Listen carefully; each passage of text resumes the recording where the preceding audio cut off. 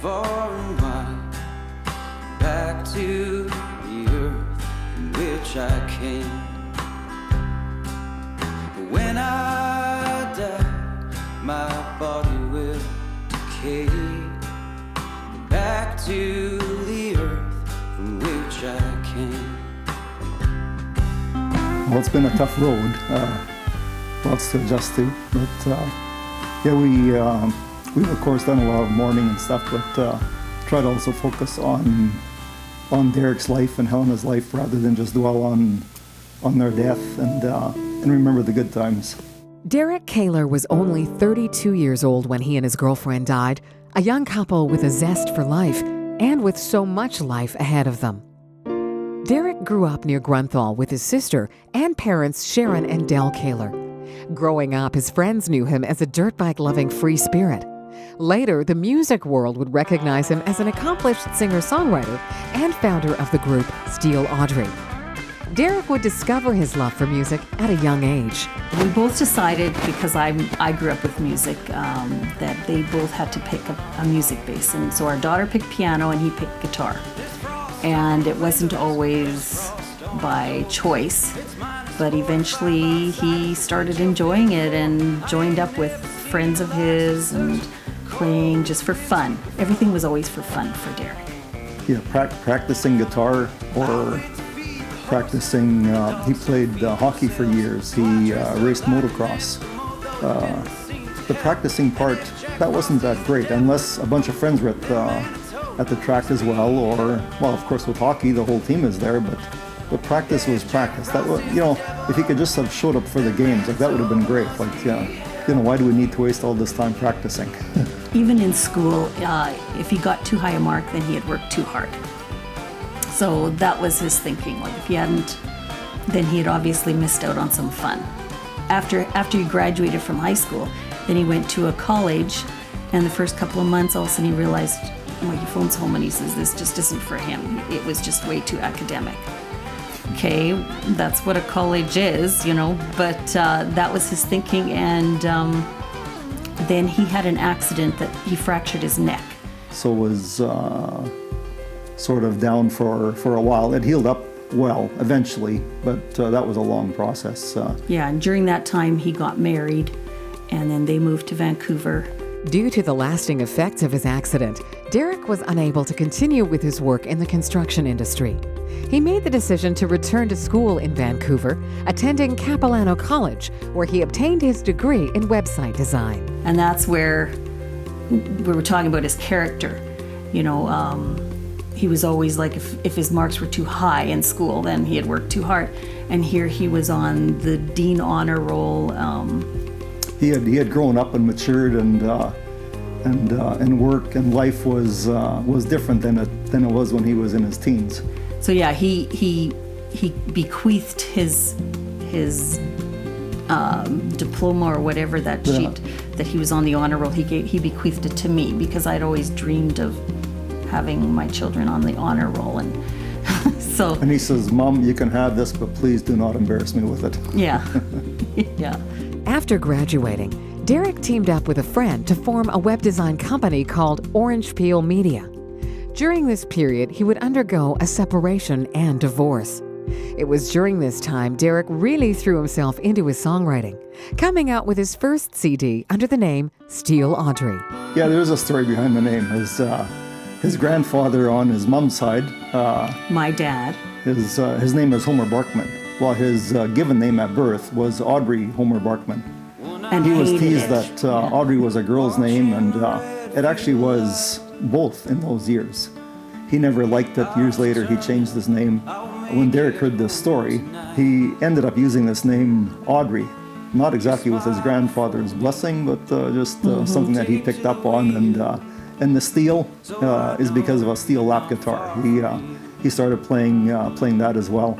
Steel Audrey gravitated towards more of a rootsy folk music sound, a sound influenced by the music of his father and grandfather's generation, Hank Williams, Johnny Cash, Chris Christopherson, and George Jones.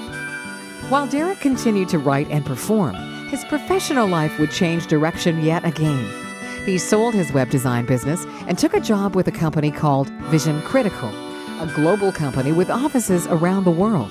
And it was through his employer that Derek would meet the love of his life, a fellow employee who worked out of the company's Sydney, Australia office. She came together with a team. I know her boss, Peter Harris, was a part of that. He had met Derek at a previous time and had gone to a club Derek was performing that evening. So he ended up coming with several people. Helena was one of them, and he introduced Helena to Derek. It was an instant attraction for Derek and Helena. The couple would pursue a long-distance relationship before Derek decided to make the permanent move to Sydney. You know, Vancouver was already far enough away, and now Sydney, Australia, but we've always supported our kids. If this is where your heart leads you, we're sending our blessing. We're excited for you. We just support whatever it is that you're planning, and we saw a happiness in him that we hadn't seen in years, and that's what you want for your kids. You want happiness. And so we sent them off with our blessing and excited for the future. A future that would turn out to be all too short-lived. It's like it was yesterday. I get the call. Del had gone fishing for the weekend. He had just been home about an hour, I guess, and I get the call on my phone. And it's on display. It shows it's Helena's mom. And I'm just like, oh, that's interesting, so I answer it. Well, here it's the family calling, and they're stating that Derek and Helena were in an accident and they passed away peacefully. So that's what goes through my mind constantly, and I just, I handed the phone to Del. I couldn't believe it. This is not true. How can young couple pass away peacefully? It's old people pass away peacefully, and I hear that phone call constantly in my head, even now. They had gone camping together with her sister and husband and family. Spent the night in a cabin that's made out of storage containers. Right. Yes. Derek had a habit of bringing into a tent, bringing some hot coals, warming up the inside of the tent a little bit, warming rocks in a fire. He had done these kind of things in the past. If you're going to bring something like this in, you have to keep it ventilated. We don't really know the details. We do know that the guys had gone to bed earlier. The women came to bed sometime later. Did he have something open as a vent? Did Helena not understand the danger? Did he not have a vent in the first place? Obviously, he was still alive when she came to bed. So as far as we know, they brought hot coals into this camper or makeshift camper, their cabin that they were staying in.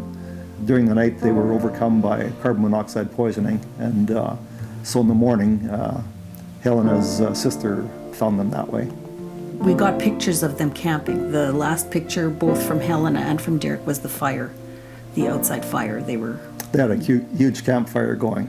Yeah, so those were the pictures that we received. And 2 weeks before, he had phoned to tell us they were excited. They had just bought a house. They were going to be getting possession date on... End of June. End of June, yeah. He shared with us that he was in the process of buying a ring. And they were so excited for the future of what life held for them. He had had a good life in some ways, been through some tough stuff. After finding Helena and finding each other, moving off to Australia, pursuing happiness, we spent a lot of time discussing things. He didn't want to hold grudges against anybody. He wanted to live life free. If you have grudges, if you're bitter, you can't be free. And so that's certainly a big part of his music, finding freedom. He wrote a song years ago, "Love Is All You Need,"